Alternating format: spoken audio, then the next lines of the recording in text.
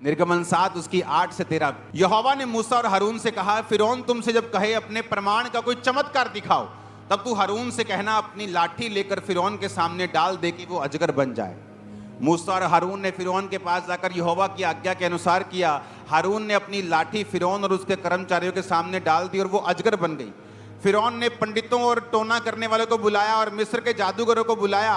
उन्होंने अपने तंत्र मंत्र से वैसा ही किया। उन्होंने अपनी लाठी डाली और वो भी अजगर बन गई। पर मूसा की लाठी उनकी लाठी को खा गई। मूसा का सांप उनके सांप को खा गया।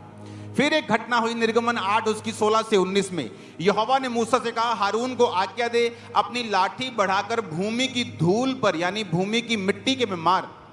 जब मिट्टी पे तू मारेगा तो मिस्र देश में वो कुटकियां बन जाएंगी, एक तरह के कीड़े मकोड़े बन जाएंगे। और उन्होंने वैसा ही किया और हारून ने लाठी को ले हाथ बढ़ाकर भूमि की धूल पर मारा और मनुष्य और पशु दोनों पर कुटकियां हो गईं, जुएं टाइप हो गईं। वरन सारे मिस्र देश में भूमि की धूल कुटकियां बन गई। जादूगरों ने चाहा कि वो अपने तंत्र मंत्र के बल से हम भी कुटकियां ले आए, परंतु ये उनसे ना हो सका। इस प्रकार मनुष्यों और पशुओं दोनों पे कुटकियां बनी रहीं। तब जादूगरों ने फिरौन से कहा, ये तो परमेश्वर के हाथ का काम है। मैं ये कहूं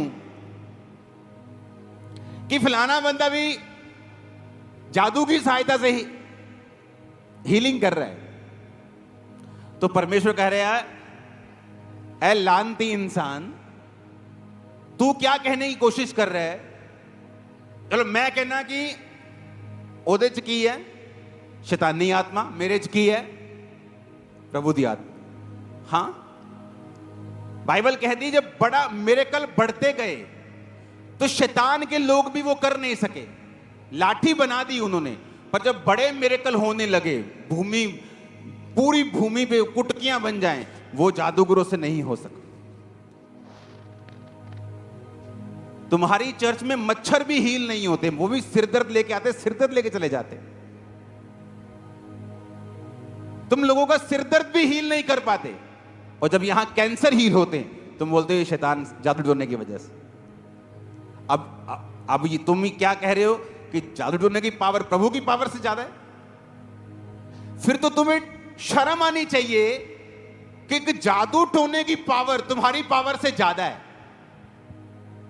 जबकि मूसा के टाइम में जादूगरों के पास पावर थी, लेकिन उनसे बहुत कम।